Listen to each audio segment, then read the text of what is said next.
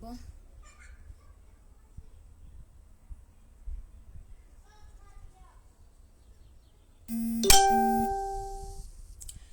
Alors, euh, on va parler de la deuxième partie du diabète.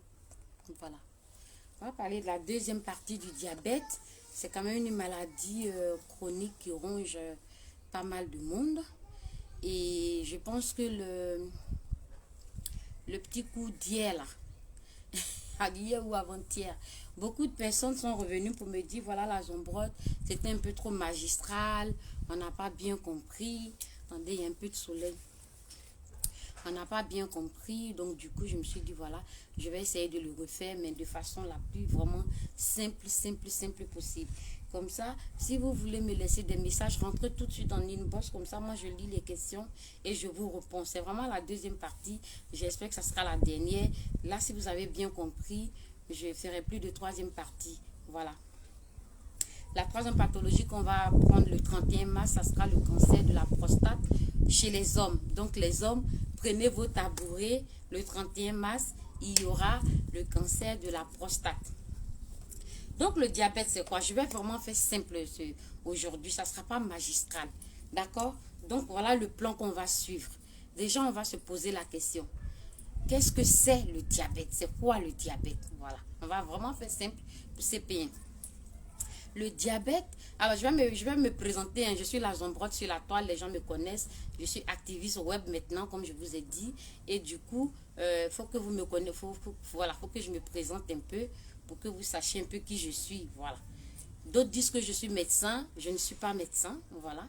Je travaille dans l'économie de la santé, c'est bon.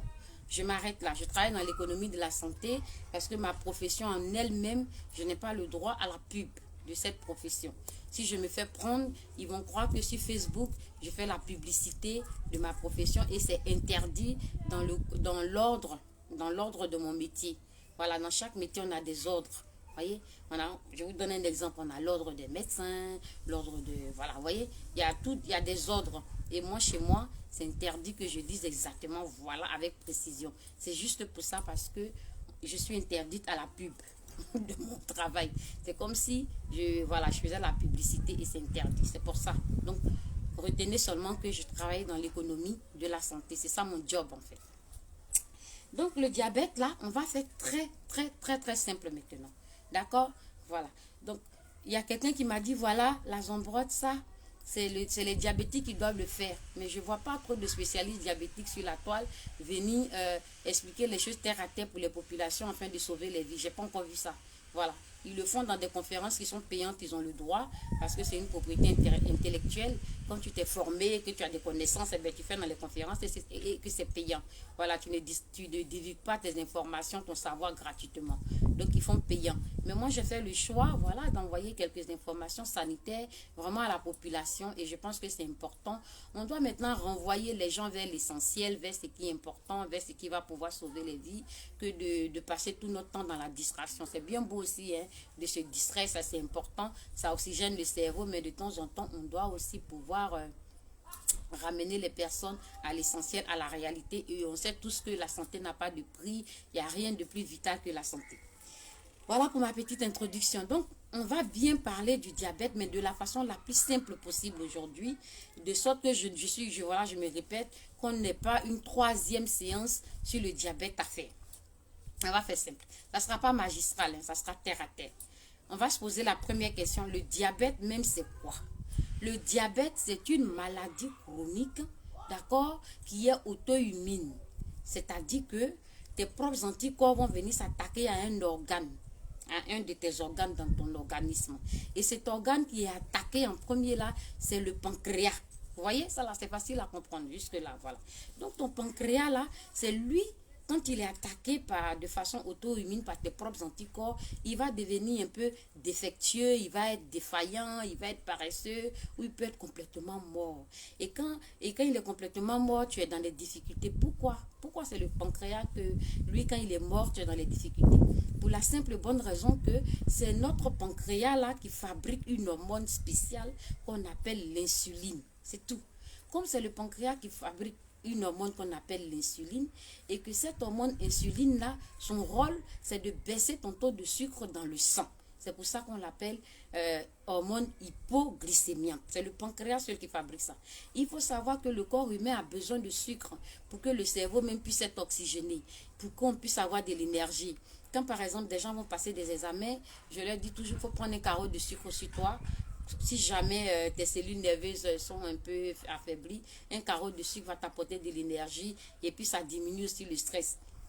Donc, notre corps a besoin de beaucoup de sucre. Vous voyez, le cerveau, surtout, c'est le champion qui est très gourmand en sucre. Donc, on a le pancréas qui est là. Lui, son rôle là, il va sécréter une hormone qu'on appelle l'insuline qui va permettre d'équilibrer ton taux de sucre dans le sang. Donc, si ce pancréas-là, il est touché, s'il est malade, s'il est mort, eh bien, qu'est-ce qui va se passer? L'insuline ne va plus être sécrétée normalement et du coup, ton taux de sucre ne va plus pouvoir être régulé dans ton corps. On est d'accord? Voilà. Et ça va entraîner des complications. Ça, c'est pour expliquer vraiment c'est quoi le diabète. C'est une maladie chronique et voilà l'explication de la maladie. Maintenant, quelles sont les causes qui peuvent provoquer un diabète? Qu'est-ce qui peut faire que quelqu'un peut devenir diabétique? Voilà. Les explications simples qu'on peut donner, ça peut être dû à l'hérédité. C'est-à-dire que ta maman ou ta grand-mère ou ton grand-père, tu es d'une lignée de quelqu'un qui a produit cette maladie-là dans le passé. Donc, tu vas hériter vraiment de la malchance et tu peux aussi avoir le diabète. C'est une des causes. Qu'est-ce qui peut aussi provoquer le diabète? Ce qui peut aussi provoquer le diabète, c'est que, comme je l'avais dit, le foie est impliqué. Donc, une forte accumulation de sucre dans ton foie là peut être déclenchée et à chaque fois tu vas être sucré et du coup ton pancréas qui est fatigué ne peut pas venir combattre ce sucre là et ça va faire que tu seras tout le temps en hyperglycémie. Qu'est-ce qui peut provoquer encore le diabète?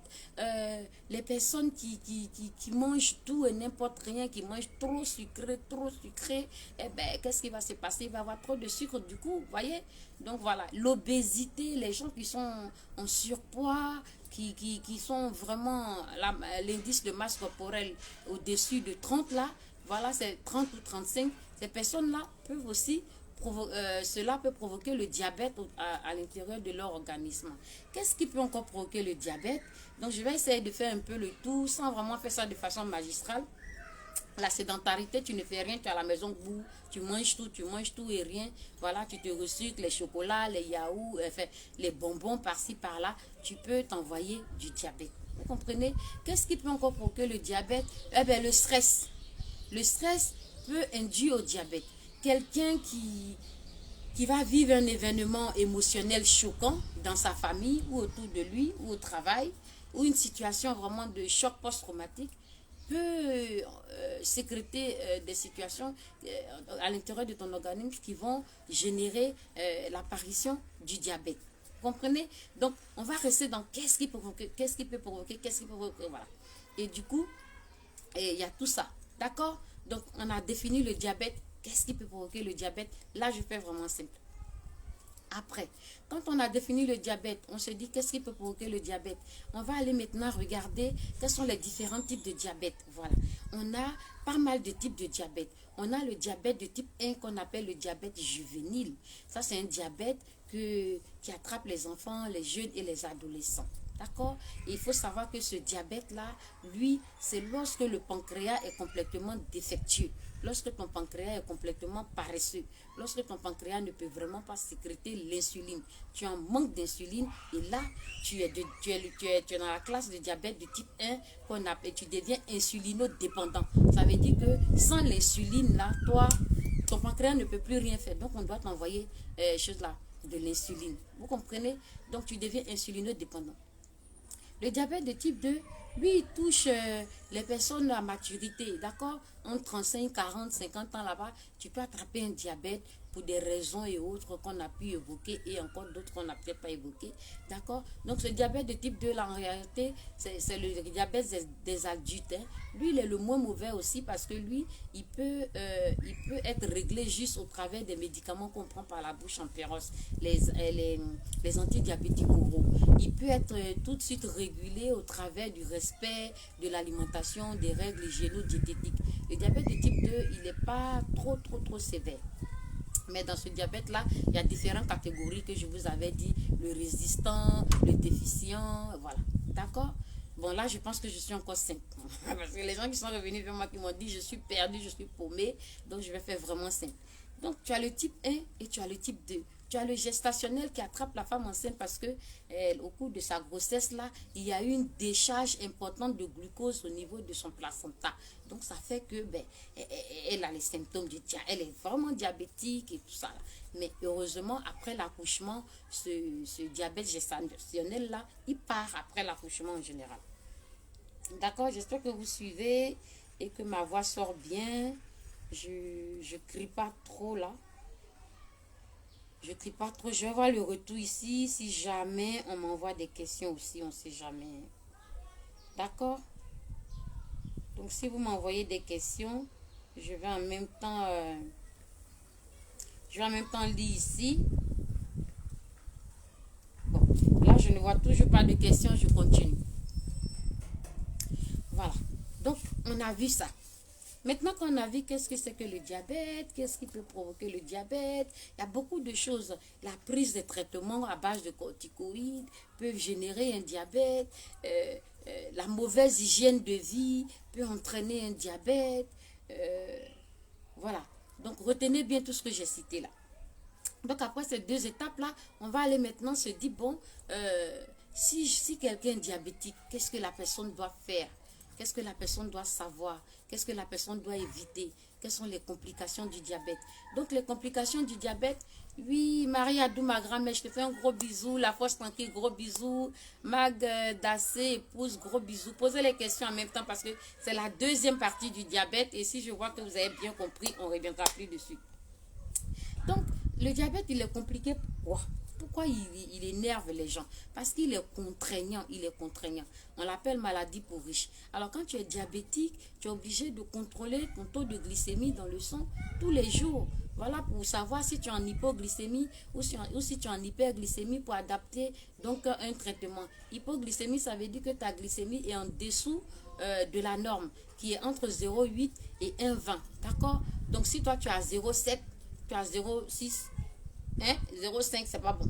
Voilà, moi je préfère quelqu'un qui est un peu au-dessus de 1,20, de 1,5. Je préfère un diabétique qui est un peu au-dessus, il risque rien. C'est juste ce traitement et puis les injections s'il a un bon protocole, s'il est bien suivi. Mais celui qui se tape les hypos tout le temps, c'est dangereux parce que son cerveau peut être atteint un matin parce que le taux de sucre qui ne va pas au cerveau déjà, ça peut entraîner des vrais problèmes neurologiques. Qu'est-ce qu'on va encore dire là pour continuer? J'essaie de faire un plan vraiment simple. Hein. Après, on va se dire, bon, bah, si quelqu'un, comment je peux savoir que quelqu'un peut être diabétique? Les signes qu'on a expliqués, bon, la personne peut avoir des sueurs froides régulièrement. La personne a des sueurs froides. Ça fait partie des signes qui peuvent montrer que quelqu'un est diabétique. La personne est là, elle a le vertige, elle a la dalle, elle a faim. Elle a vraiment faim. Peut-être qu'elle est en hypoglycémie, elle peut faire un diabète. Tu vois quelqu'un qui fait un malaise, la première des choses à vérifier, c'est de contrôler pour savoir si elle n'est pas diabétique. Parce que le malaise aussi, c'est un des signes qui montre qu'il y a un diabète qui veut s'annoncer.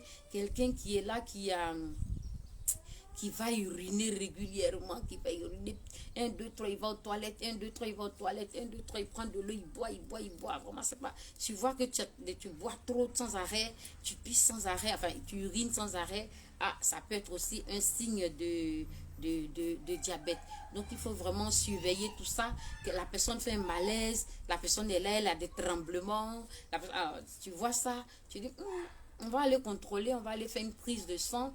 Voilà, on peut faire une prise de sang, c'est-à-dire pour vérifier la glycémie dans le sang, on peut le voir.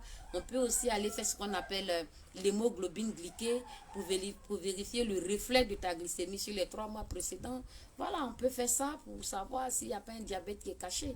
Ou bien si on a un instrument pour vérifier, pour piquer au niveau des capillaires là, pour vérifier tout de suite, pour savoir si la personne n'est pas diabétique, vous voyez. Donc, il faut savoir que quand on fait la vérification, donc pour ceux qui seront diabétiques, quand on doit vérifier, ben, ça peut se faire en deux phases. Hein. Ça peut se faire en prépondrial comme en postpondrial. J'explique ça. Prépondrial, c'est avant le repas. Pré, c'est avant. Pondrial, c'est repas. Et ça peut aussi se contrôler en postpondrial parce que si tu dois avoir 20 personnes qui sont diabétiques, forcément, tu ne vas pas tous leur dire de ma tante, de ta tante, tu vas jamais être là à voir toutes les personnes. Donc, tu peux voir aussi des personnes en postpondrial pour vérifier et tu adaptes le protocole de l'insuline ou le traitement qui va avec. Alors, qu'est-ce qu'on peut encore dire dans le diabète? Parce que moi, je ne vois pas vos questions. On peut aussi savoir si quelqu'un est diabétique, c'est quoi les conséquences alors? La personne risque quoi? Est-ce que la personne va mourir?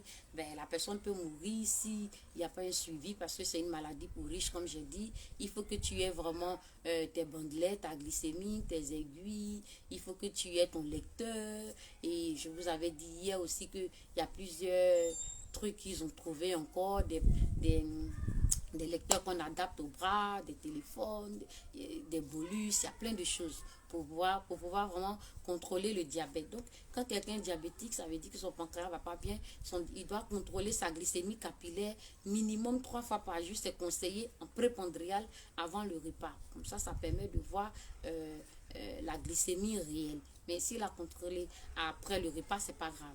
Si jamais vous contrôlez au bout des doigts, pensez à vous laver les mains très bien au savon et puis rincer très bien, sécher avec le sopalin pour ne pas fausser le résultat parce que tu peux toucher quelque chose de sucré.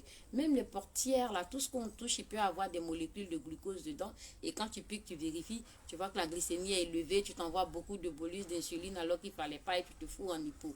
Donc, pour ceux qui contrôlent au niveau des capillaires, je vous conseille de bien vous laver les mains avant de contrôler votre glycémie. La personne est diabétique, elle court quoi comme risque? Les risques qu'elle va courir, c'est que si elle est pauvre et qu'elle ne contrôle pas sa glycémie régulièrement, si elle n'a pas eu un bon diabétologue qui va mettre en place un bon protocole adapté, elle peut avoir des décompensations du diabète, des complications du diabète. Et cela, c'est quoi les complications du diabète? Vous allez voir. Oui, Jean-Yves Bailly, je te fais un gros bisou. Vous allez voir que les complications du diabète, ça peut aller trop loin. Comme j'avais dit simplement hier, on a les micro-angiopathies, on a les macro-angiopathies. Donc les micro-angiopathies, ça veut dire que c'est les maladies qui touchent les petites veines, à savoir tout ce qui est néphropathie. Donc les veines qui vont au niveau des reins vont être touchées, les néphropathies. Après on a les rétinopathies, c'est la rétine, les yeux. Voilà, je ne sais pas si j'expliquais, je rentrais dans les détails. Et donc, ça peut entraîner la cécité, la personne peut être aveugle. On peut avoir des problèmes au niveau hépatique. L'hépatique, c'est au niveau du foie. Parce que le foie aussi, je vous ai dit qu'il était impliqué dans le diabète. Et j'avais fait la démonstration hier, on ne va pas revenir dessus. Aujourd'hui, c'est vraiment terre à terre encore plus. Quelqu'un qui atteint du diabète, les complications qu'il peut avoir, il peut avoir des complications au niveau aussi... des membres inférieurs qui sont les plus exposés. C'est pour ça qu'on conseille aux personnes diabétiques de faire des bains de pieds régulièrement. Donc, mettez les pieds dans de l'eau tiède, là. De l'eau un peu tiède. Vous plongez vos pieds 5-10 minutes. Vous les rincez bien. Vous les séchez très bien entre les espaces interdigital, donc des orteils. Il faut bien sécher parce que les orteils sont très exposés. Hein, d'accord? Puisque la vascularisation ne se fait pas bien et c'est plus au niveau des membres inférieurs que les diabétiques sont plus pris. Si vous regardez les diabétiques qui ont les ulcères, les plaies, c'est vraiment au niveau des pieds. Vous ne les trouverez pas au niveau des bras. Les membres inférieurs, quand le sang ne remonte pas vers le cerveau, la circulation qui ne se fait pas bien. Donc les diabétiques sont très souvent touchés au niveau des membres inférieurs. Ça n'existe pas ce que tu viens de dire, Jean-Yves. Pose-moi une autre question. Donc voilà. Donc les complications, comme je vous ai dit, rétinopathie, néphropathie, membres inférieurs qui peuvent être touchés. Et puis au niveau des macro-angiopathies, vous allez avoir tout ce qui est AVC. Vous voyez. Donc vraiment, j'avais dit que les maladies qui vont toucher les grosses artères. D'accord, c'est vraiment terre à terre. Ça peut aller jusqu'à l'AVC, mais les membres inférieurs sont complètement les plus visés. C'est pour cela que quelqu'un qui a un diabète vraiment très très déséquilibré et qui n'a pas un bon suivi, ben, on finit par le découper par le bas petit à petit. Ça commence par les orteils et après ça vient aux pieds. Vous voyez, des fois ils sont amputés. Voilà. Donc il faut vraiment surveiller quand vous avez quelqu'un qui est diabétique. C'est l'entretien, vraiment c'est l'hygiène de vie qui va jouer. Comme je disais, les règles hygiéno-diététiques, ça veut dire qu'il faut pratiquer une activité sportive, il faut avoir une alimentation équilibrée, il faut consulter son ophtalmologue une fois par an, consulter son cardiologue une fois par an, parce que ça passe par le cœur et ça va au cerveau. Il faut consulter son néphrologue qui spécialise des reins régulièrement, le foie, des bilans sanguins de contrôle. Vous comprenez? Donc, je ne sais pas si j'ai vraiment répondu, parce que c'est par rapport aux questions que j'ai lues. Et un coma diabétique va démarrer la glycémie qui va être inférieure à 0,2 g. Quand quelqu'un rentre en 0,2 g, la personne est bien partie pour être en coma diabétique, vous voyez. Et quand vous voyez que votre patient est en hypoglycémie, c'est-à-dire que quand il est en dessous de 0,8, qui tombe à 0,7, vous ne vous prenez pas la tête, vous filez un carreau de sucre, d'accord? Voilà, vous le resucrez. Vous voyez quelqu'un qui a fait un malaise, qui a des sueurs froides, vous contrôlez sa glycémie, vous foutez un carreau de sucre pour qu'elle puisse se ressaisir. Voilà. Après, ben, quand vous êtes au-delà de 2 grammes, moi je dis que vous êtes en hyper. Quelqu'un qui n'est pas au-dessus de 2 grammes, c'est pas méchant. Voilà. Quel que soit le protocole que tu as, si tu passes pas les 2, 5, les 3, les 4, c'est pas méchant. Vaut mieux être à 1,20, 1,40, 1,50, c'est un peu élevé. Mais tant que tu es en dessous de 2 grammes, tu ne mourras pas. Voilà, tu ne mourras pas. Alors que si tu es en dessous de 0,8, 0,6, 0,5, 0,4, tu commences à faire... Voilà, donc tu vas aller loin et tu peux aller en coma diabétique. Néanmoins, quand tu fais dans les 5, 6, 7, là tu vas dans les comas acétoniques. D'accord, voilà, je ne voulais pas encore aller rentrer dans les complications, mais là j'ai fait vraiment terre à terre. Donc, quand quelqu'un est diabétique, ben, cette personne-là doit être propre. Voilà, la personne est propre. Elle mange équilibré. Le matin, prend un petit déjeuner. Évitez le sucre au maximum. Si vous pouvez prendre de l'aspartame parce que vous ne supportez pas quand c'est pas sucré, ben, prenez de l'aspartame, mais pas du sucre. Évitez le sucre lui-même. Voilà. Donc, les deux types de diabète les plus répandus, c'est le type 1 et le type 2 que j'ai expliqué. Gestationnel, ça arrive quelquefois aux femmes enceintes. Et puis après, ben, les conséquences du diabète, je vous ai dit, on a l'hypoglycémie, on a l'hyperglycémie qui veut dire que le sucre est trop élevé dans le sang. On a les complications, les les macro-angiopathies, les atteintes au niveau des membres inférieurs, le pied diabétique.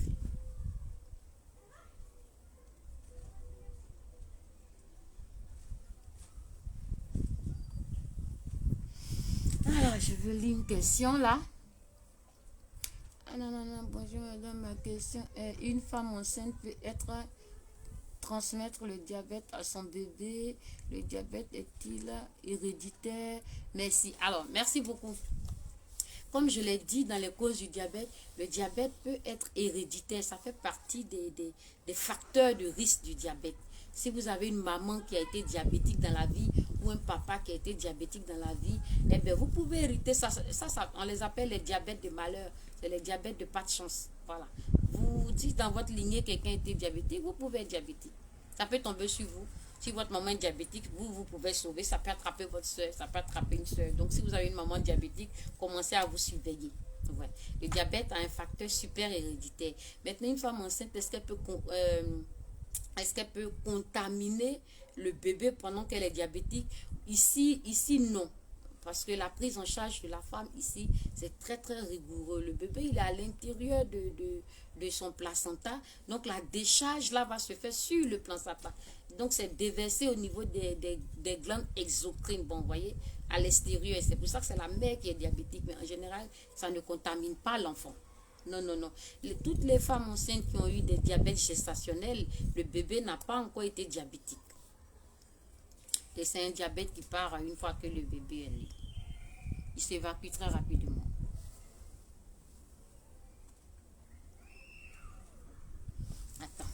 Je vais lire à partir d'ici peut-être. Excusez-moi, je vais lire à partir d'ici. Hmm.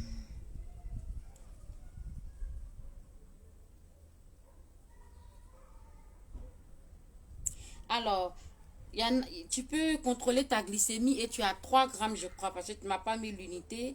Tu as 3. La question est que tu sens rien. Oui, c'est ça. En fait, l'hyperglycémie, on ne sent pas les symptômes venir. C'est ça qui fait que, pourquoi on dit l'hyperglycémie n'est pas méchant, mais c'est quand même dangereux parce que si tu vas au-delà de 5 6 maintenant ça devient une urgence. Mais si tu as 3 grammes, tu es en hyperglycémie, mais on ne sent pas les symptômes de l'hyperglycémie. Alors que les symptômes de l'hypo, tu vas les sentir tout de suite. Tu vas avoir des tremblements, des petits vertiges, tu sens que tu as la dalle, tu n'es pas bien. Un bon diabétique, il va vite repérer les symptômes de l'hypoglycémie, mais les symptômes de l'hyper, on ne les ressent pas.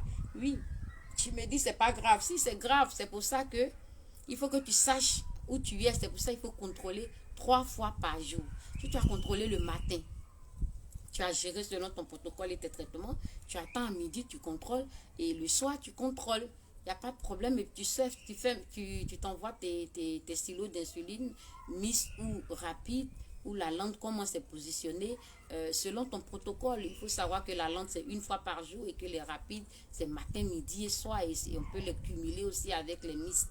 D'accord? Donc, tu ne sens pas les symptômes en général des hyperglycémies.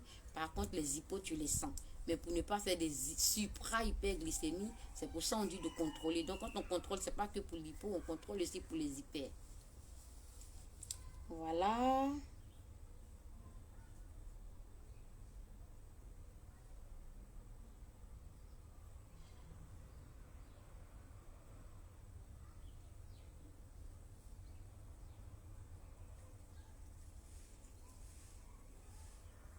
Bon, il y a quelqu'un qui a des problèmes de hanche, le diabète qui ne touche pas à la hanche. Hein.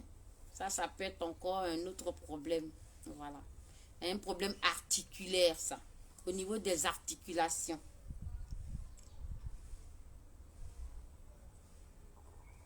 Voilà. Il faut contrôler 3 fois par jour. C'est vraiment le minimum à conseiller pour ne pas passer à côté d'une difficulté, pour ne pas passer à côté d'un problème. J'espère que je tombe bien sur toutes les questions.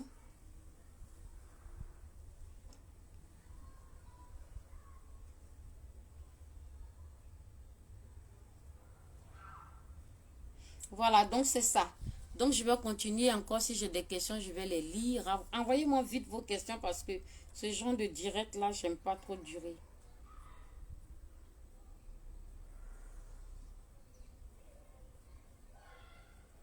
Alors, il y a quelqu'un qui a son frère qui boit beaucoup et qui fume beaucoup. Mais est-ce qu'il est diabétique? C'est ça mon problème. Parce que la cigarette n'a... Bon, c'est vrai que dans toutes les maladies, le tabac et la cigarette sont une des causes aussi dans les facteurs favorisants. D'accord? Mais après, le mécanisme est super long avant d'arriver à une pathologie précise. Ta cigarette que tu fumes, ta fumée ne va pas dans ton pancréas, tu vois? Puisque le mécanisme du diabète, c'est ton pancréas qui est touché. Celui qui boit beaucoup, ça va jouer aussi sur d'autres pathologies qui peuvent venir jouer sur les complications du diabète. Mais ça n'a rien à voir avec le diabète même. Maintenant, si la personne est elle-même diabétique et qu'elle boit beaucoup, attention, attention, parce que dans l'alcool, il y a beaucoup de sucre. Donc, elle peut avoir de sérieux problèmes d'hypo parce qu'elle va se déshydrater. Il faut remarquer que quand les gens boivent beaucoup, ils urinent beaucoup. Donc, le fait d'uriner beaucoup, tu perds en eau et tu vas être déshydraté. Voilà. Quand quelqu'un fait une hypo qu'elle peut avaler, il faut donner un carreau dessus. Si elle ne peut pas avaler, eh bien, c'est la perfusion, d'accord? Et quand vous donnez du sucre rapide, comme j'ai dit, pensez à rajouter un peu de biscotte ou un peu de pâte dessus qui contiennent des sucres lents pour équilibrer la personne.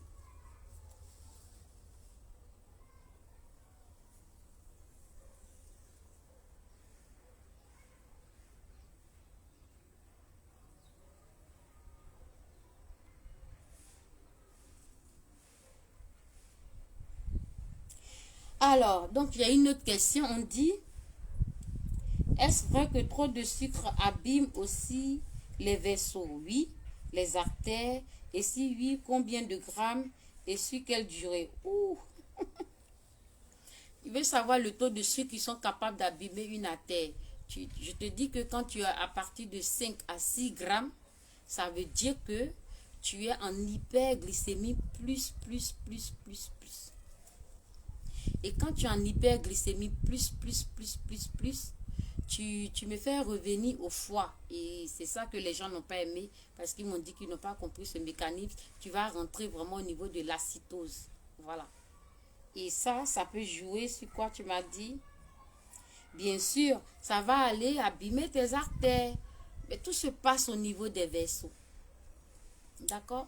Et ton sucre qui va venir cumuler là, au niveau des grands vaisseaux, tu vas voir qu'il va avoir un rétrécissement et la circulation sanguine ne va pas se faire. Quand je dis vaisseau, c'est les tuyaux dans notre organisme là, dans lesquels le sang circule. C'est ça les vaisseaux sanguins. On a les artères, on a les veines, on a les capillaires. Voilà. J'espère que je t'ai bien répondu.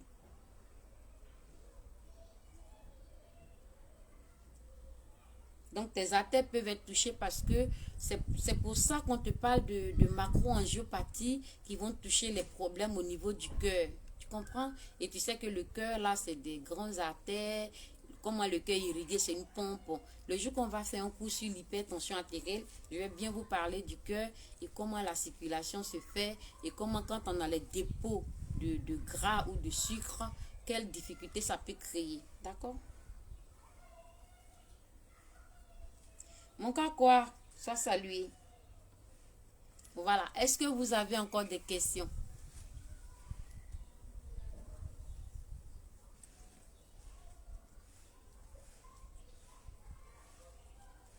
Est-ce que vous avez encore des questions? Il y a quelqu'un qui m'a appelé pour me dire que voilà, elle sent qu'au niveau de ses membres inférieurs, elle ne se sent pas bien. Voilà, il faut savoir que quand tu es diabétique, il faut faire attention à tes chaussures, comment tu te chausses. Tu ne portes pas les talons n'importe comment comme la Zombrot fait là. Non, non, non, non, non.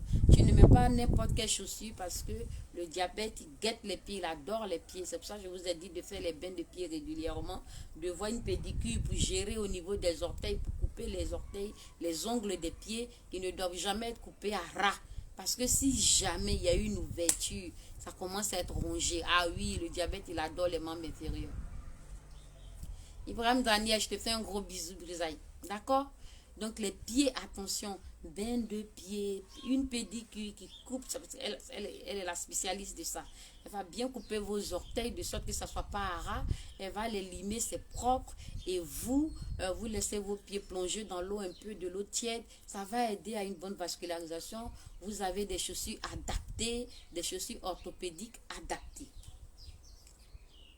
D'accord? Bah, malheureusement, on arrive jusqu'à l'amputation parce que, comme je dis, les membres inférieurs sont les plus visés par le diabète. Imaginez, c'est un cas aussi qui vient d'être vécu là. J'ai la photo. Est-ce que j'ai le droit de vous la montrer dans la vidéo? Je ne sais pas. Je ne sais pas. Je ne sais pas, mais j'ai une photo comme ça, mais je ne sais pas encore. Je vais me renseigner avec, est-ce que même j'ai le droit de donner des cours comme ça? D'accord? Je ne suis pas médecin, je me suis déjà présentée. Donc, je travaille dans l'économie de la santé. Et quand on fait des conférences, on a le droit aussi d'apporter des informations sur la santé pour sauver des vies. Donc, je ne pense pas que je suis en train d'exagérer ou en train de virer un peu. Alors, à la question... oui, ça peut aller jusqu'à l'amputation parce que si vous avez un ulcère, on fait tous les pansements, ça ne guérit pas. On vous fait tous les protocoles, ça ne guérit pas. On vous envoie chez les spécialistes de pansements, mais ça ne guérit pas. Votre ulcère, là, au lieu que ça va jusqu'à la gangrène pour contaminer encore d'autres tissus, eh bien, on coupe. Oui. On coupe pour ne pas que, voilà. Vaut mieux, par exemple, couper parce que dernièrement, on a coupé un orteil. Voilà, on a coupé un orteil parce qu'on avait peur que ça arrive à la gangrène, que ça contamine les autres orteils du pied. Voyez? Donc, on a coupé un orteil. Mais comme la personne est diabétique et qu'elle est âgée, bon, plus ça va aller dans le temps, on va couper encore d'autres orteils. Et après, on ira jusqu'à couper le pied. Donc, c'est les ulcères, c'est les plaies qui ne guérissent pas, qui nécrosent. Quand on dit nécrose, ça veut dire que à l'intérieur du sang, on a ce qu'on appelle l'oxygène. c'est l'oxygène. L'oxygène ici est dans ton tuyau de sang là. Il faut que le sang aussi soit oxygéné pour que voilà, il soit en forme, pour qu'il fasse bien son travail dans ton corps. Et quand il n'y a pas l'oxygénation ne se fait pas bien, eh ben, la personne a des troubles de la circulation. Et donc, comme elle a des troubles de la circulation, ben, elle va arriver à des problèmes d'hémostase. Mauvaise circulation sanguine va entraîner des mauvaises cicatrisations.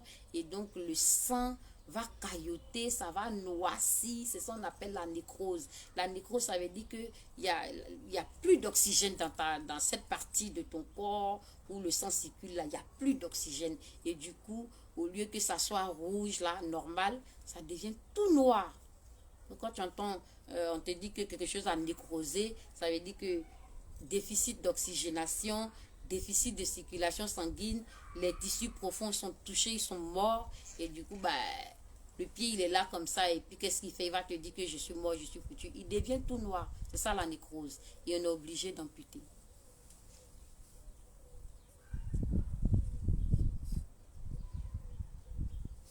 Alors, est-ce qu'il y a encore des questions?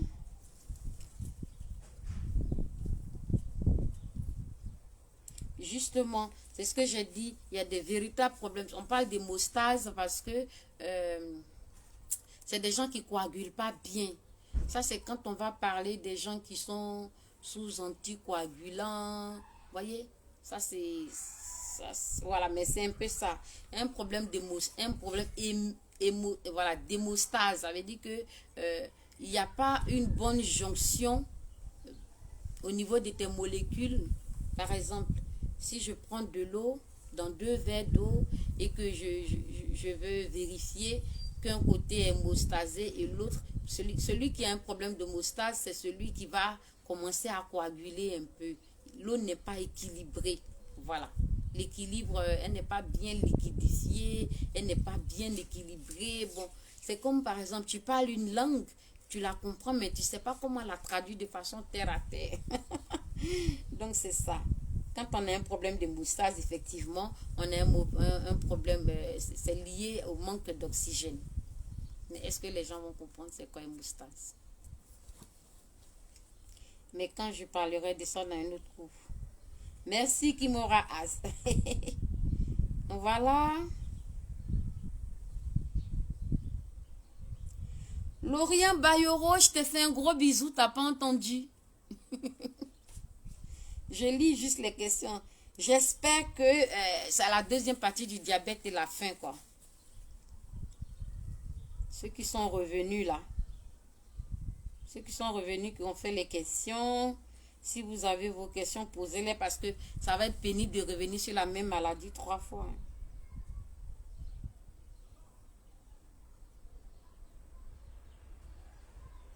Voilà, donc normalement le diabète il n'est pas contagieux, mais il est quand même un peu, il est donné en héritage, quoi. C'est pour ça qu'on dit qu'il y a un problème d'hérédité. Si ta mère est diabétique, tu peux hériter de ça. Au lieu qu'elle te fasse hériter d'une belle maison, elle peut te filer son diabète parce que dans ta lignée, il y a quelqu'un qui était diabétique. Et ça, c'est chiant par contre.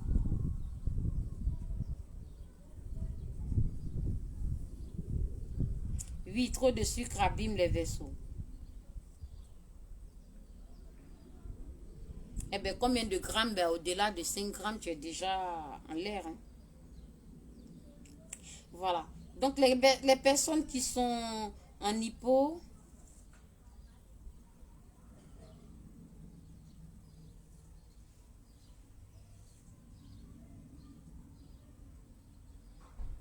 voilà, les personnes qui vont faire une belle hypoglycémie, là, toi, si tu sais pas si la personne est diabétique ou pas, bah, la première des choses, tu es dans le train, dans le bus, tu vois quelqu'un qui fait un malaise, qui tombe. Donne-lui un carreau de sucre sans réfléchir. Oui, tu n'es pas du métier, tu ne sais pas si elle fait une hypo, tu réfléchis pas, donne-lui un carreau de sucre. Ça va l'aider là tout de suite, d'accord? Avant qu'on appelle dans le micro, est-ce qu'il y a quelqu'un de la santé qui peut venir regarder? Donne-lui un carreau de sucre, tu auras... Parce que si quelqu'un tombe, ça veut dire que le cerveau n'est plus oxygéné et que voilà. C'est pour ça que vertige, d'accord? Parce que les cellules nerveuses, elles sont très très gourmandes. Hein. Voilà. Est-ce qu'il y a d'autres questions? Ça va vous aider. Si vous n'êtes pas diabétique, gloire à Dieu. Si vous avez quelqu'un autour de vous qui est diabétique, donnez-lui ces informations-là. Contrôlez son ophtalmologue une fois par an, c'est obligatoire. Le néphrologue voit ses reins, c'est obligatoire. Aller regarder son cardiologue, c'est obligatoire. Voir la diététicienne pour établir un régime alimentaire adapté. Tu ne changes pas ton alimentation, hein. Tu continues de manger ce que tu as mangé d'habitude. Mais avec la diététicienne, elle va te donner des potions. Elle va te dire, voilà, on va enlever tel nombre de grammes de sucre, tel nombre de grammes de lipides. Les lipides, c'est le gras. Voilà, elle va te dire, elle va équilibrer ça. Tu suis ça, tu vis ta vie tranquille. Tu respectes ça, tu vis ta vie tranquille. Tu as ton protocole. Bon, pour ceux qui sont vraiment insulinodépendants, il y a des protocoles standards. Voilà. On n'a pas besoin d'être diabétologue pour le faire. Moi, j'ai eu à faire des diabétologues. Voilà. On ne va pas dénigrer ici, mais donc voilà. Des protocoles standards. Tu prends ta glycémie. Tu es entre 2 grammes par litre et 2,5 grammes par litre. Eh bien, un des protocoles standards, d'accord, c'est de t'envoyer 2 grammes d'insuline rapide. Ça, c'est un protocole standard. Si tu es en 2,5 grammes par litre et jusqu'à 3, un des protocoles standards, tu t'envoies 4 grammes de rapide d'insuline. Ça va t'aider. Maintenant, si tu es entre 3 grammes par litre et que tu vas à 3,5, tu t'envoies 6 grammes de rapide. C'est le protocole standard le plus basique, le moins méchant possible. D'accord? Maintenant, si tu as une insuline rapide, lente, que tu fais tous les matins, mettons 10 unités de TUGEO, et puis tu as tes rapides, mais il faut adapter ton protocole. D'accord? Voilà. Donc, j'ai bossé un peu aussi en diabétologie, c'est pour ça que je m'y connais un peu. Sinon, je ne suis pas diabétologue. Hein.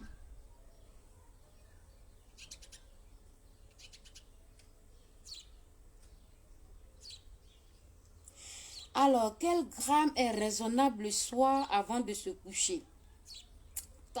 Ça, c'est une bonne question parce que quand on va au lit le soir, ça veut dire qu'on a fini le dîner. Ça veut dire que dans la nuit, pendant qu'on dort, on ne peut pas être en train de manger.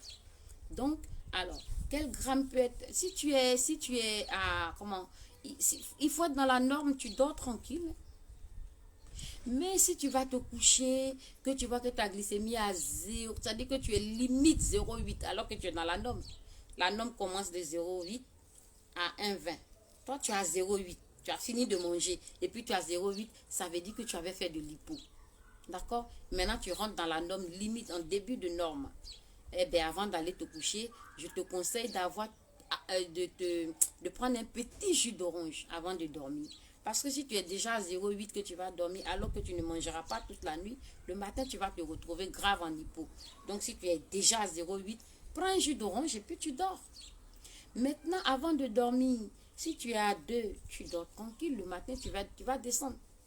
Le matin, tu vas forcément descendre parce que tu n'as pas mangé dans la nuit. Et qu'est-ce qui va se passer? Ton insuline que tu t'as envoyée va faire son travail dans la nuit. Donc forcément, tu vas descendre. Donc voilà. Si tu as 4, tu ne peux pas contrôler, tu as 4 et puis tu fais rien. Non. Ça va parce que tu t'en vas dormir. Tu t'en vas dormir, tu n'as pas de risque, ça va descendre, ça c'est sûr. Mais ça va descendre, tu vas te retrouver à 3 grammes le matin ou à 2 grammes le matin. Tu fais toujours une hyper. Donc, il faut suivre ton protocole. Tu t'envoies le taux minimum d'insuline avant de dormir. Ça, c'est une bonne question. Parce qu'avant de dormir, si tu t'envoies trop et que tu te tapes une hypo dans la nuit, il y a toi, mais tu ne sais pas que tu es parti. Il n'y a personne pour te réveiller, il n'y a personne pour se rattraper. Donc, les diabétiques, la nuit, si vous êtes à 2 grammes, à 3 grammes, faites l'injection selon le protocole que votre diabétologue vous aura donné. Et puis, vous partez vous coucher. Mais ayez toujours du jus d'orange, biscotte à côté de vous. Si jamais vous sentez des signes bizarres d'hypo, vous contrôlez. Si c'est l'hypo, vous vous sucrez.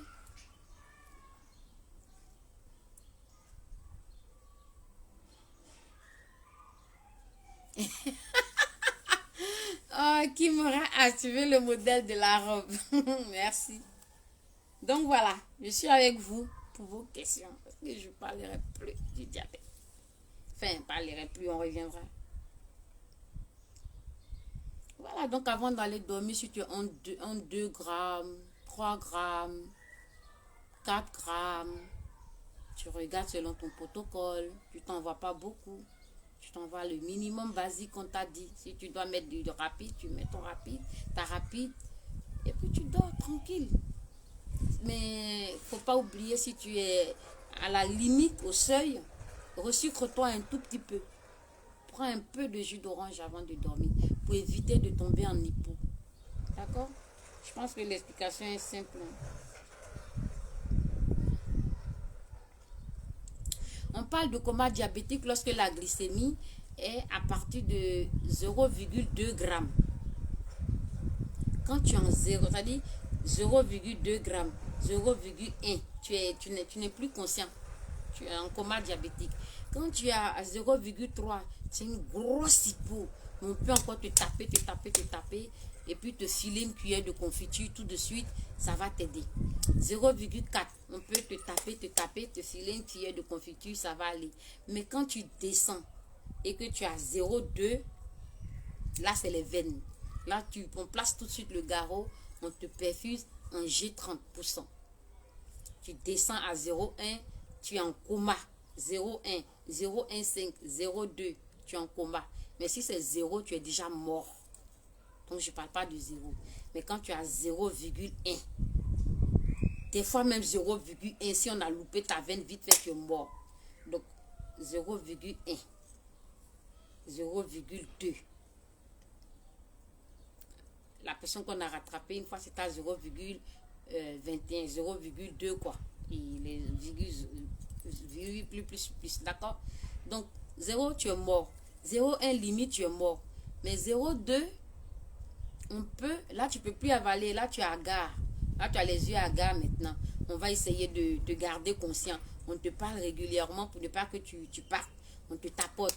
Oui, Madame Dupont, regardez-moi, parlez-moi. Vous m'entendez, vous me voyez, serrez-moi la main, tirez la langue, des choses comme ça pour garder la personne en éveil.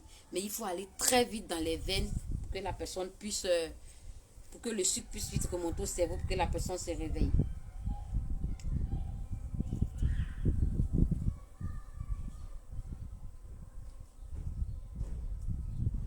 Voilà, donc c'est ça, j'ai bien répondu. À quel moment on parle de coma diabétique? Lorsque la glycémie est à 0,2, on est déjà en coma diabétique. En dessous, on est en train de vraiment mourir définitivement. Voilà, il faut sucrer rapidement la personne. Là, c'est par les veines. Là, la personne ne peut même plus avaler. Ça tombe, la personne comme ça. Voilà, d'accord? C'est pour ça qu'il faut éviter les hypos. Dès que quelqu'un a 0,7, déjà il est en hypo, tu fais plus, tu donnes plus ni l'insuline, ni la lente, la rapide, même là c'est interdit. Les ADO, tu regardes dans les médicaments, s'il a un traitement antidiabétique oral, tu l'enlèves même carrément des médicaments et tu le recycles. Confiture, biscotte, voilà, jus d'orange.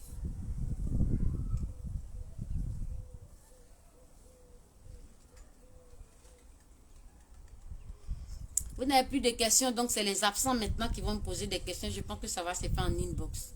C'est pas compliqué à comprendre le diabète en fait. Oh, Boadvige Wangwe, ma petite fille, je te fais un gros brisou brisaille. Aïe à l'africaine, gros brisou brisaille. Ça va être bien pour vous, pour votre entourage, pour des inconnus, pour vos mamans, vos papas, vos grands-parents. Vous savez, le diabète, ça attrape les gens aussi avec l'âge, hein, comme je vous ai dit, le type 2. Donc,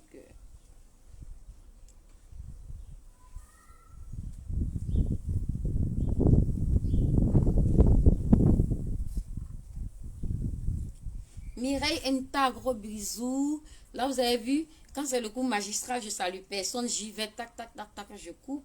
Et quand je viens faire la deuxième partie pour expliquer, ben là, je vous salue même et je laisse les questions venir. Dépêchez-vous.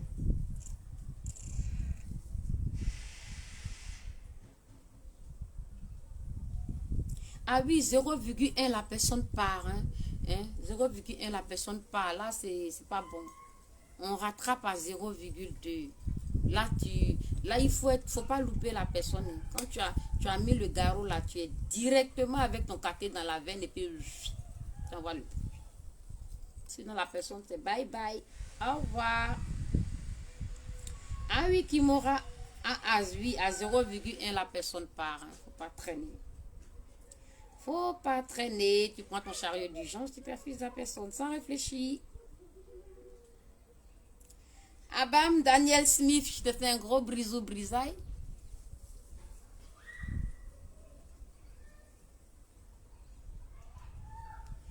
Ah, le cas des diabétiques en Afrique, c'est délicat. Un diabétique en Afrique qui n'est pas riche, c'est chaud, hein. Le mec, ils vont même pas... Ça veut dire que quand ça va se compliquer, il va décompenser de son diabète là. Ils vont même pas diagnostiquer ça. Ils vont lui diagnostiquer la comorbidité qui a... C'est-à-dire que les complications du diabète qui auront entraîné d'autres maladies graves là.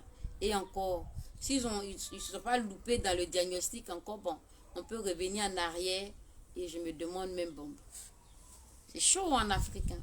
Quelqu'un qui est diabétique en Afrique, qui est pauvre, qui n'a pas de salaire à la fin du mois, qui n'a pas d'enfant pour lui envoyer les Western Union à la fin du mois. Beaucoup de gens meurent du diabète en Afrique. Oui. Mais j'ai appris qu'il y a des méthodes. Oh, Mahmoud, bagne plus beau, Mat. Je te fais un gros brisou, brisaille. J'ai entendu qu'on a des remèdes, hein, parce qu'il faut savoir que c'est nos plantes qu'ils prennent pour venir, c'est les médicaments ici. Les diabétiques qui sont vraiment en situation de précarité, ils peuvent utiliser l'igname là. Vous voyez le tubercule d'igname, voilà. Vous lavez ça, vous faites bouillir et vous mangez directement avec la peau. Vous allez me dire, mais la zombrotte, l'igname est sucré. Mais il y a une substance dans la peau de l'igname, il paraît que ça aide à l'équilibre du diabète. Je n'ai pas fait des tests en laboratoire pour ça, mais j'ai entendu que là, je parle pour les cas difficiles, les cas pauvres, on va faire comment? C'est ce que j'ai entendu, les diabétiques en Afrique, ils mangent beaucoup l'igname bouilli et que c'est un sucre lent qui est dans l'igname du coup et que la peau de l'igname là contiendrait des substances qui pourraient concourir à l'équilibre du diabète. Voilà, ça fait vraiment pitié. Hein. Les femmes à Abidjan qui sont diabétiques, les hommes qui sont diabétiques là, je ne sais pas comment ils font. Moi, je suis tombée sur un diabétologue en Côte d'Ivoire qui avait loupé le protocole de quelqu'un. Il disait à la personne de s'injecter, écoutez-moi bien, 12 unités d'insuline rapide par jour. Sans se rassurer que la personne allait contrôler sa glycémie capillaire sérieusement.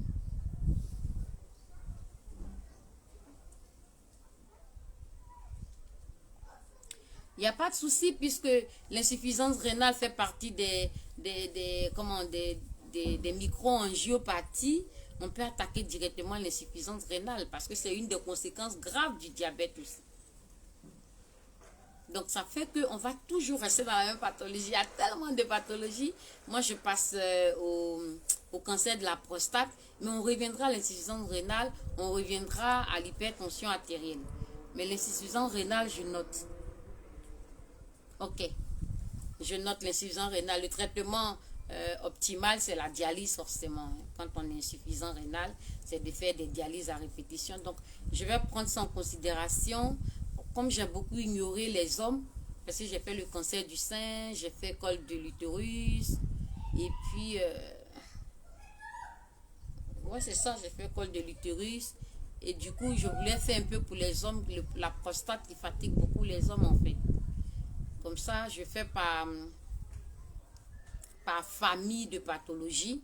Donc, je quittais l'oncologie, je fais 3 oncos. Et après, je reviens ici dans tout ce qui est vaisseau, quoi.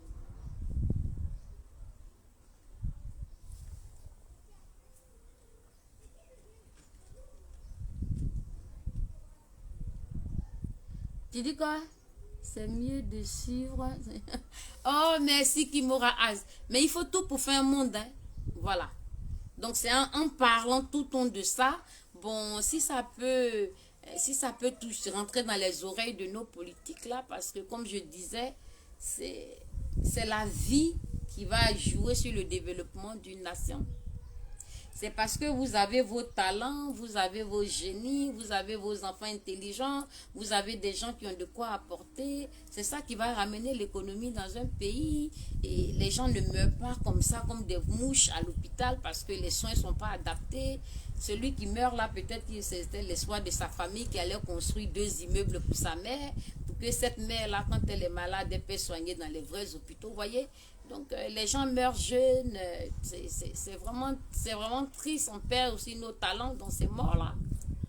Pourquoi? Tout simplement parce que la santé n'est pas au cœur de la politique de nos pays africains. La santé, ils ont foulé la santé aux pieds. C'est ça que je ne comprends pas. Vous foulez la santé aux pieds et vous modernisez un pays. Bon, c'est beau, mais le goudron, c'est des gens qui vont circuler dessus, qui vont être fiers que l'environnement est beau, mais il faut qu'ils aient la chance d'en profiter, de vivre aussi longtemps. Donc, il faut que les politiques là se penchent un peu sur la santé de leur population. Les jeunes meurent, les jeunes gens meurent, les jeunes filles meurent, et les diagnostics sont complètement faussés. C'est ça même qui me fatigue. La plupart des diagnostics sont faussés. Vous arrivez là-bas, vous voyez quelqu'un qui est en train de prescrire quelque chose alors que la personne décrit autre chose. Vous regardez l'ordonnance de la prise de sang qui n'a rien à voir avec la description de la pathologie. Donc, le diagnostic va être... Ils s'en foutent, en fait.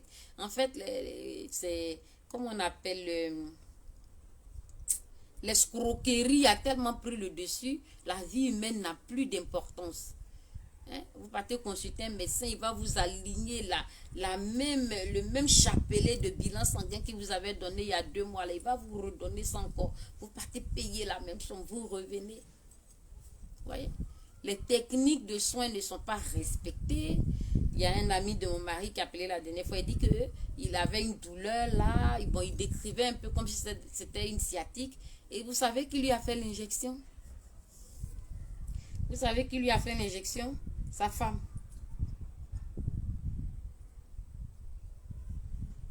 D'accord?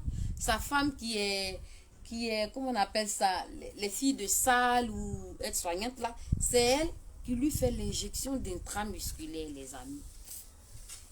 Et elle a l'habitude de le faire, ils l'ont formé sur le tas et elle le fait. Donc les gens, c'est-à-dire quand tu appelles quelqu'un au pays qui te dit quelque chose, tu es choqué. Tu attrapes ta tête. Tu attrapes ta tête, tu dis, mon Dieu, ta femme peut te tuer. Ah bon? Ma femme peut me tuer? Je dis oui. Je dis, demande à ta femme, elle te fait quoi comme injection? Est-ce que c'est une sous-cutanée? Est-ce que c'est une intramusculaire? Il dit, je ne sais pas. Demande-lui elle-même. Elle-même, l'injection qu'elle fait, c'est simple à comprendre. Hein?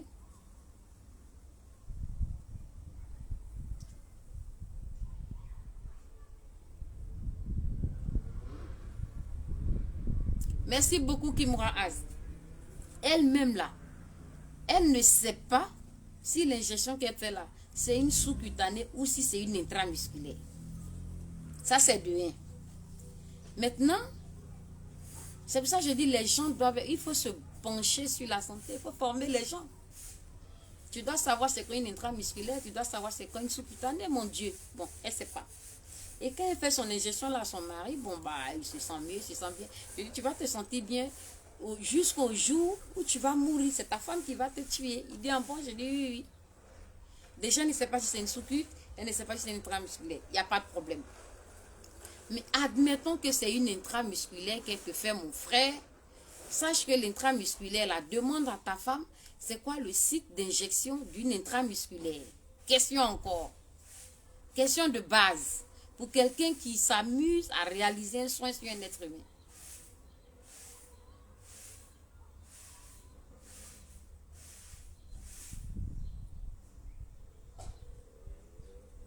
Vous comprenez? Quelqu'un qui s'amuse à réaliser. Clémentine Série, très bien, bonne arrivée sur le direct. Si tu as des questions à poser, tu peux les poser. Quelqu'un qui s'amuse à réaliser un acte. hein, médicale sur quelqu'un qui ne sait pas c'est quoi l'intérêt, c'est quoi les effets secondaires, c'est quoi le danger, les risques. Donc je dis, bon, dis à ta femme, si c'est une intramusculaire qu'elle te fait, il faut qu'elle te fasse dans le quadrant supério-externe de ta fesse, pour la simple bonne raison que si elle te loupe, elle peut te paralyser. Il était choqué. Vous voyez, c'est simple, hein? Dans causerie simple comme ça qu'on faisait. J'ai dit, si elle te loupe là, tu es paralysé, mon frère. Il dit, ah bon? Il dit, oui.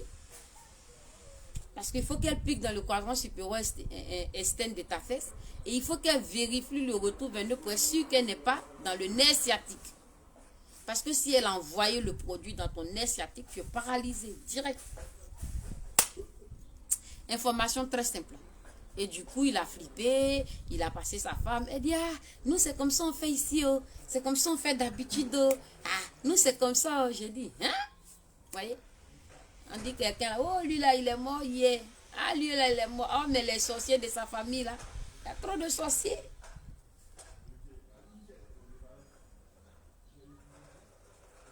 Il y a trop de sorciers en Afrique.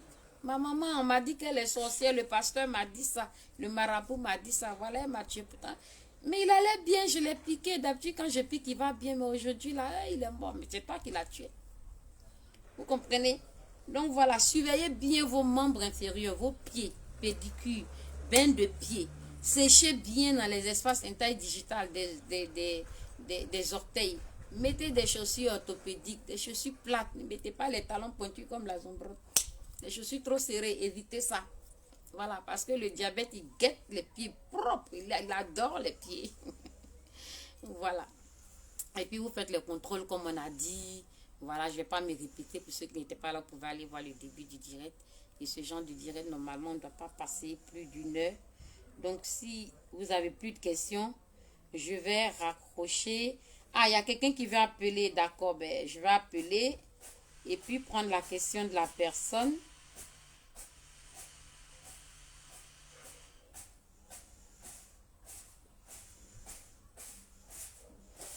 Donc, j'appelle une personne qui est diabétique aussi, qui vit des situations.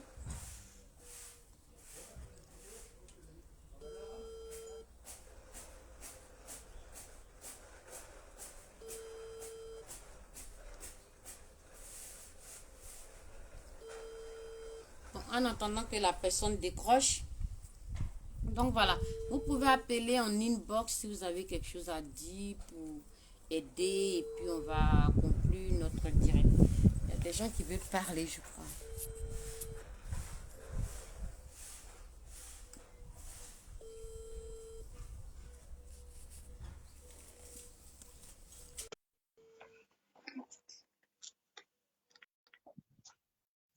Donc, voilà.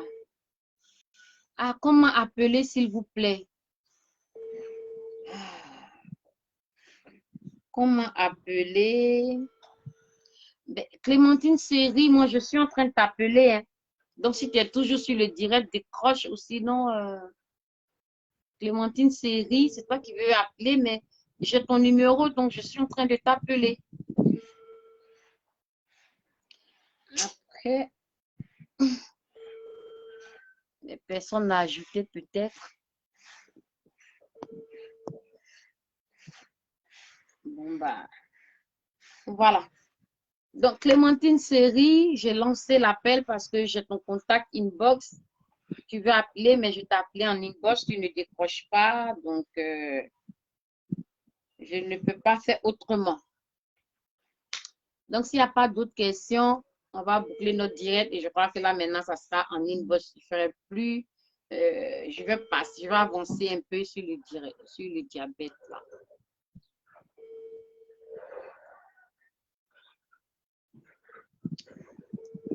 Voilà. Donc, je vais patienter pour cette personne parce que on va voir ce qu'elle va nous sortir. Donc, voilà, je pense que j'ai été un peu très simple sur le diabète. Moi, je dis, vous pouvez manger votre riz, vous pouvez manger votre pléba, vous pouvez manger votre zrin, vous pouvez manger votre dokunu, vous pouvez manger tout ce que vous voulez. Hein. Parce qu'il y a une dame qui était diabétique et on lui a dit, voilà, il fallait qu'elle fasse un régime de légumes. Et du coup, elle mangeait que des légumes tout le temps et elle est devenue maigre comme ça. Non, non, non. C'est pas parce que vous êtes diabétique que vous devez maigrir. Vous n'avez pas besoin de maigrir. Vous mangez correctement, sauf que pour contrôler votre glycémie, il faut avoir un bon protocole. Si vous avez un mauvais diabétologue qui vous fout les mauvais protocoles qui peut vous tuer, changez de diabétologue parce qu'on est tombé sur des mauvais. Et voilà, vous respectez les règles génodiététiques et vous faites vos surveillances annuelles comme on a dit. Et voilà, vous évitez que si vous faites ça, le foie ne va pas être touché, le cœur ne va pas être touché, les reins ne vont pas être touchés. Voilà. Donc, comme j'ai dit, c'est une maladie avec laquelle on peut vivre longtemps, longtemps, longtemps, sans mourir. On meurt seulement si on n'a pas les moyens pour l'entretien. C'est tout.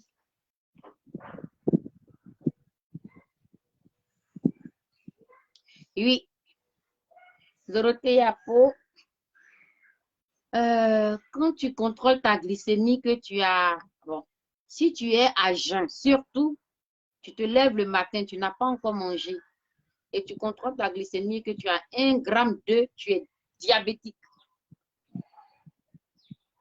Tu es diabétique, puisque je dis que la norme, c'est entre 0,8 et 1,2. Mais quand on dit 1,2, là, normalement, c'est 1,10. Hein, mais on va jusqu'à 1,2.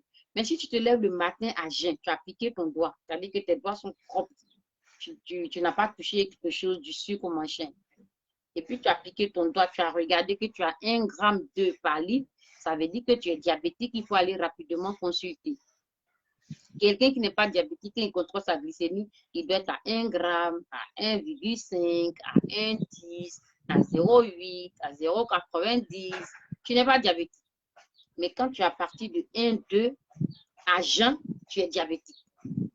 Maintenant, si tu as contrôlé ta glycémie parce que dans la journée, tu ne te sentais pas bien, puis tu veux vérifier, on ne sait jamais si ce n'est pas un diabète, je bois trop, je pisse trop, je m'avais contrôlé, alors que tu viens de manger. Donc, si tu as un vin, je ne vais pas dire que tu es forcément diabétique parce que tu viens de manger, tu t'es apporté du sucre. Tu comprends, Dorothée Yao? Voilà. Yapou, si tu viens de manger, tu t'as apporté du sucre, tu peux être à un vin. Mais attention, tu peux venir aussi de manger, mais tu ne dois pas dépasser 1,20, 1,30, 1,40. Ça veut dire que tu es diabétique aussi. Ça veut dire que c'est pas parce que moi, je suis pas diabétique, mais je viens de manger, je viens du restaurant. Si je contrôle ma glycémie, que je suis à 1,30, à 1,40, à 1,50, même si j'ai mangé, je suis diabétique. Je ne sais pas si vous comprenez. C'est-à-dire, manger ou pas, tu ne dois pas dépasser 1,20. Maintenant, ça dépend. Tu viens de manger chinois. Là-bas, là, tu touchais que les trucs sucrés, là. Donc, tu n'as pas bien lavé ton doigt. Parce que tu as 1,20, c'est un faux résultat. Il faut bien te laver les mains pour le contrôler encore. Maintenant, tu peux avoir mangé un beau chocolat, là, que tu viens de digérer, et puis tu contrôles, tu as 1,20. Attends demain de recontrôler à jeun. Si à jeun, tu as 1,20, c'est que tu as une belle diabète.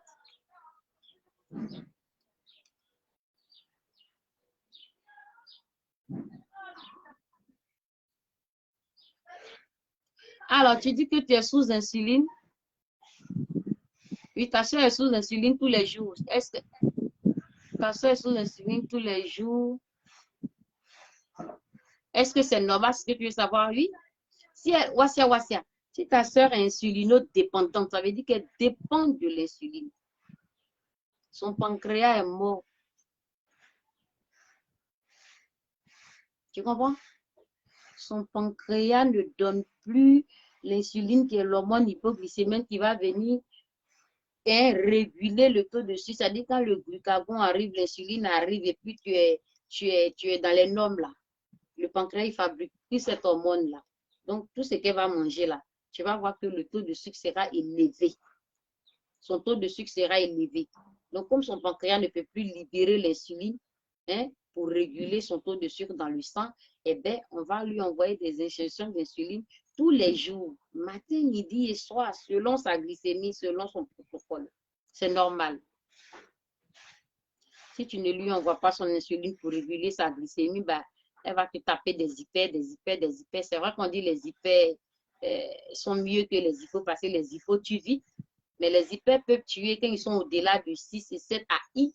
Quand vous contrôlez, puis vous voyez HI là, ça veut dire Y. Ça veut dire que c'est hors norme. Qui peut faire un coma cétonique.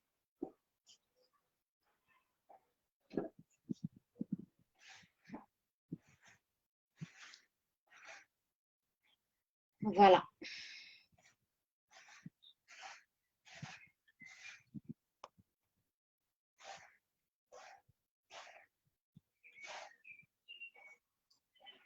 Donc voilà, j'ai fait 1 heure de direct. Je vais vous laisser. Comme ça, on va laisser les autres personnes aussi regarder les 1 heure de discours qu'on a dit. Pour ceux qui n'ont pas compris, parce qu'il y en a qui m'ont dit, ouh là là là là là là, c'est trop boxé, on n'a pas, on suit plus. Le coup était trop magistral. C'est pour ça que j'ai fait simple. Voilà, je vous fais un gros bisou et on va passer maintenant sur le diabète. On continuera en inbox. On va attaquer l'insuffisance rénale chronique et les traitements qui vont avec. Mais comme on avait le cancer de la prostate chez les hommes qui était prévu, soyez tous connectés le 31 mars, autour de 20 h, je pense. Hein. Soyez tous connectés, les femmes, parce que la femme surveille toujours son mari. Mais quand on parle des cancers de la femme, les hommes, ils ne sont pas là. C'est les femmes qui sont là. Hein? Parce qu'on va leur dire que oui, cancer du sein, il faut palper, il faut toucher. Là, ils ont suivi ça. Maintenant, cancer du col de l'utérus, je n'ai pas vu beaucoup d'hommes, il n'y avait que les femmes. Mais là, il y a cancer de la prostate. Les femmes, venez écouter, suivez votre mari, surveillez vos maris et les hommes, venez parce que le cancer de la prostate tue essentiellement les hommes après 50 ans. Ça ne rigole pas. Voilà. Surtout les Africains, ils ne voient pas venir les choses et c'est quand c'est tard là qu'ils en parlent. Voilà. Je vous fais un gros bisou et je vous dis à bientôt. On se voit le 31 pour le concert sur la prostate. Ciao, ciao.